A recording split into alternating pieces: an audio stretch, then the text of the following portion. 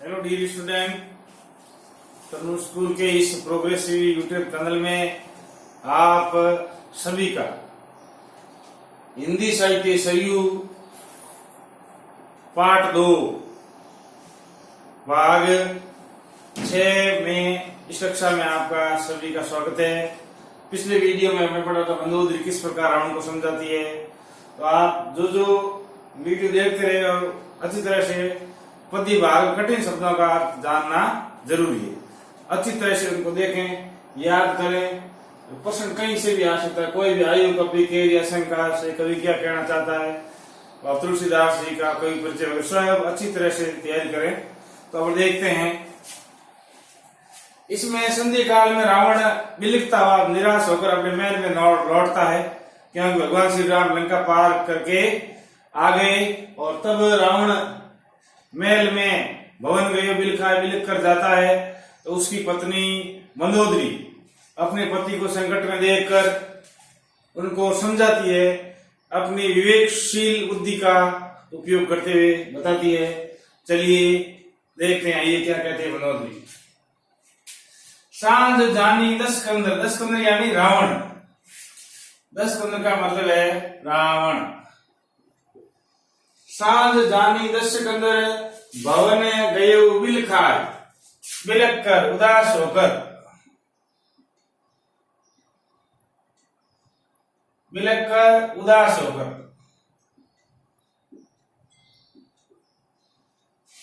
शाम के समय रावण उदास होकर अपने भवन गया।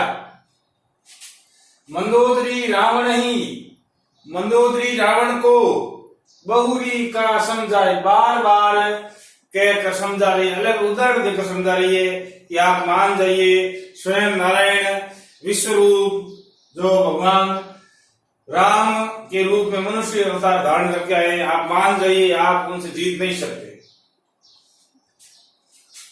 कंत का मतलब पति, समझी मन तजू, ये पतिदेव समझिए, मन में समझो। आप इस चीज को समझो कि सर्वशक्तिमान ईश्वर है, कोई साधारण मनुष्य यह वनवासी नहीं है, समझिए। तजु कुमति, कुमति यानी दुर्बुद्धि, मन में समझिए, दुर्बुद्धि को आप तजिए, त्याग दीजिए। शोभ का मतलब होता है शोभा।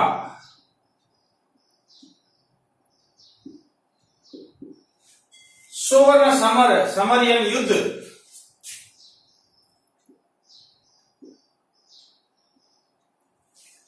सोहन समर तुम ही रघुपति ही, आपको रघुपति यानी श्री राम के साथ समर या युद्ध शोभा नहीं देता है। अपनी कुमति को त्यागो और मेरी बात को मन में विचार करके समझो। सब सोहन समर तुम ही रघुपति, आप भगवान श्री राम को या राम के साथ युद्ध आपको शोभा नहीं देता। रामानुज या राम धन अनुज, राम के अनुज को किसको कहा गया यहाँ पर? लक्ष्मण। रामानुज लघु रेख खचाई, जब मारीच हिरण बन के आया था तो उसने मरते समय आवाज की थी, श्री राम का हो, मुझे बचाओ बचाओ। तो सीता जी को भ्रम हुआ कि कहीं भगवान श्री राम संकट में, तो लक्ष्मण को उन्होंने भेज दिया जबरदस्ती। फिर लक्ष्मण ने कहा आप बाहर मत निकलना। उस कुटिया के चारों ओर धनुष से जो रेखा खींच गए थे। रामानुज लघु रेख खचाई, सो नहीं नागे 80 मनुष्य, सो वह भी नहीं नागे यानी लांग सके।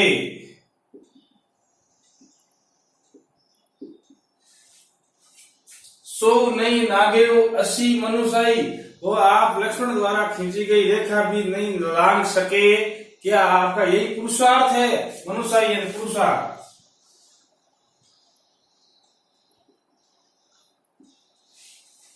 ऐसे योद्धा हो आप लक्ष्मण द्वारा खींची गई रेख भी नहीं लांग सके और भगवान राम से युद्ध करने के चले हो। सोई नहीं नागे 80 मनुष्य, वह एक लक्ष्मण रेखा भी नहीं लांग सके। ऐसी मनुष्य, ऐसी पुरुषार्थ है आपके साथ। प्रिय तुम ताही वे जीतब संग्राम, एक प्रिय तुम जिसके साथ युद्ध जीतने की बात कर रहे हो, युद्ध जीतने की बात कर रहे हो, जाके दूत के ये कामा, उनके दूत का ये काम है। आप भगवान राम के जीतने आप जीतो ये काम तो उनके दूत ने कर दिया, के इनका ये कामा, ये काम तो उनके दूत का है। कौतुक सिंधु नागी, कौतुक यानी खेल खेल में, खेल खेल में बड़ी ही सरलता से समुद्र पार करके आगे, समुद्र पर सेतु बना के लंका में आगे, कौतिक सिंधु नागी लान कर पार करके,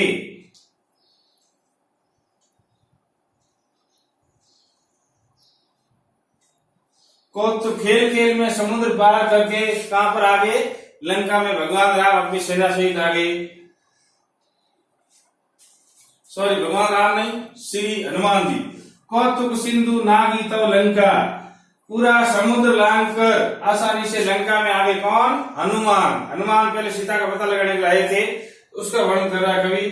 खेल खेल में समुद्र लांग कर बजरंगबली हनुमान है लंका में आगे, और आयु कपि के आशंका, जिस प्रकार बंदरों के झुंड पर शेर आकर आक्रमण कैसे करता है, उसी प्रकार हनुमान लंका में अशंका, शंका रहित, बिना शंका के लंका में आगे और यहाँ प्रलय मचा दिया। जिसके दूत ने ये काम कर दिया, एक आदमी ने काम कर दिया, तो कितने बलशाली योद्धा उनकी सेना में होंगे। तब हनुमान जी ने क्या क्या लंका प्रलय मचाया, रखवारे अति यानी मार दिए, विपिन यानी जो अशोक वाटिका जहाँ सीता थी वहां पूरा अशोक वाटिका थी रावण की, बहुत हरी भरी, विपिन उजाला, विपिन यानी यहाँ अशोक वाटिका के लिए विपिन शब्द आया है।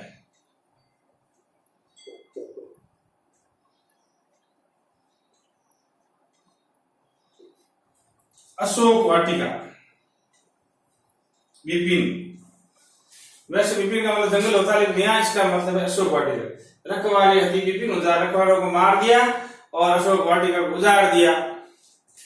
देखत तोई अच्छ तेई मारा, अच्छ यानी अश्विनी कुमार, रावण का पुत्र था।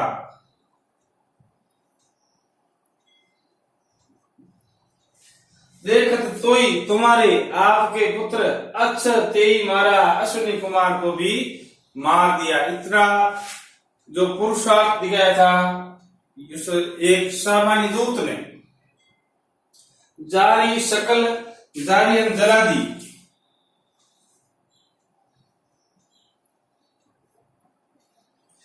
जारी शकल पुर, पुर यहाँ एक नगरी के लिए पुर का शब्द होता है। पुर यानी एक नगरी, कौन सी नगरी, लंका।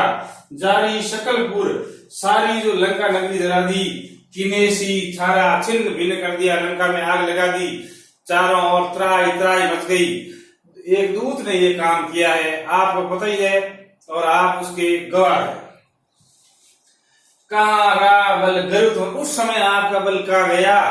आप बड़े प्रतापी बनते हो, बड़ी डींगे हाँकते हो, लेकिन हनुमान ने यह पराक्रम दिखाया, उस समय आपका बल पराक्रम सब कहाँ गया था। अब पति मृषा गाल जनी मारू, मृषा यानी फालतू में। अब पति मृषा गाल जनी मारू, आप अब व्यस्त में गाल मत बजाओ, जनी यानी मत, गाल बजाना यानी डींग हाँकना, मतलब कायल होते हुए भी प्रदर्शन करना, डींग हाँकना।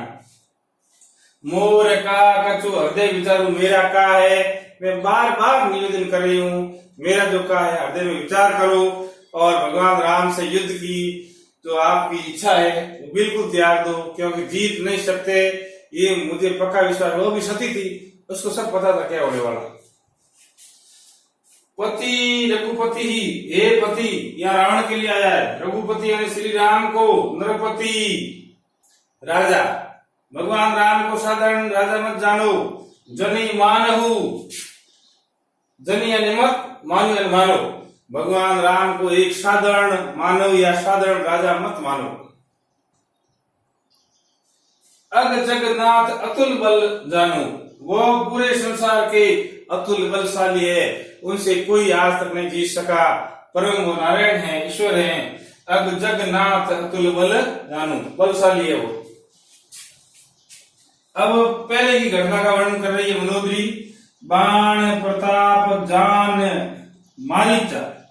भगवान राम के बाण का प्रताप मारीच जानता था, जो रावण का मामा था, और उसको पता था, लेकिन रावण के आगे वो क्या करे, रावण की आज्ञा माननी पड़ी, और हिरण का रूप बढ़ाकर वहां गया था। बाण का प्रताप सब जानता था। तासु का नहीं माने ही नीचा, आपने उसका कहना नहीं माना।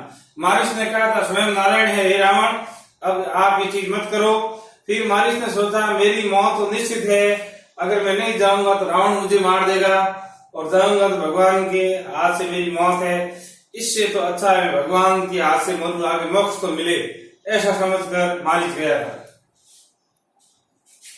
फिर क्या जनक के दरबार का वर्णन करे। वहां जनक सभा अगणित भूपाला, जनक की सभा में असंख्य राजा थे, भूमिपति थे, बड़े बड़े भूप आए थे, जिसमें सीता का स्वयंवर हो रहा था। कोई भी उस शिव धनुष को नहीं उठा सका। रहे तुम बल अतुल विशाला, आप और अनेक बलशाली वहां राजा थे, आप भी वहां शामिल थे, लेकिन क्या क्या कुछ नहीं हुआ, और वो धनुष नहीं उठा सके आप। भंजी धनुष को भंग कर दिया किसने, श्री राम का कह रही यहाँ पर। भंजी धनुष जान की ब्याई, धनुष भंग करके सीता का वर्ण किया, स्वयंवर को जीता किसने, भगवान श्री राम ने। मंदोदरी कह रही है तब संग्राम जीते किंताई, उसको आप युद्ध में जीतने की बात कर रहे हो। मंदोदरी ने भगवान राम के अनेक पराक्रमी कार्यों का वर्णन किया, उदाहरण दिए, ऐसे ऐसे काम किए, उस समय आपसे कुछ हुआ नहीं, तो अब आप उनसे जीतने की बात कर रहे हो। सुरपति सुत, यहाँ इंद्र के पुत्र जयंत के लिए आज प्रयुक्त हुआ है सुरपति सुत्र जयंत। इंद्र का पुत्र जो जयंत है थोड़ा कुटिल स्वभाव का था, तो वो आया था और सीता के पैर में चोंच मार दी थी, खून निकाल दिया। तो भगवान राम ने उसको मारना चाहा, लेकिन उसने विनती की तो एक आंख फोड़ दी थी भगवान ने उसकी। सुरपति सुत जानी बल थोड़ा, वो बल के बारे में जानता था, कौवा बन के आया था। इंद्र का पुत्र जयंत कौवा बन के आया था, सीता माता के घाव लगा कर दिया, तो भगवान राम ने उसको मारना था, लेकिन वो उसने विनती की मुझे मारो मत, तो उसकी एक आंख फोड़ दी और जिंदा छोड़ दिया। राखा जीत आंखी गई बोरा, उसको जिंदा रखा और एक आंख फोड़ दी। शूर्पणखा की गति तुम देखी। शूर्पणखा कौन थी, रावण की बहन थी सगी। रावण की बहन वहां गई थी तो लक्ष्मण जी के साथ विवाह का प्रस्ताव रखा, तो लक्ष्मण जी उसकी नाक काट दी थी, और वो नाक कटी हुई रावण के दरबार में आई थी। शूर्पणखा की गति तुम देखी, तदपि हृदय नहीं लाज विशेषी, फिर भी आपके हृदय में विशेष लाज नहीं है, आपको बिल्कुल थोड़ी शर्म आनी चाहिए कि मैं जो कह रही हूँ बार बार आपको समझा रही हूँ, आप पर उसका कोई असर नहीं। पानी के घड़े के समान, चिकने घड़े के समान मेरी बातों कोई असर नहीं पड़ रहा, तो बार बार मंदोदरी समझाते, लेकर रावण दम भी नहीं मान रहा। फिर कहती है बदी यानी वध किया।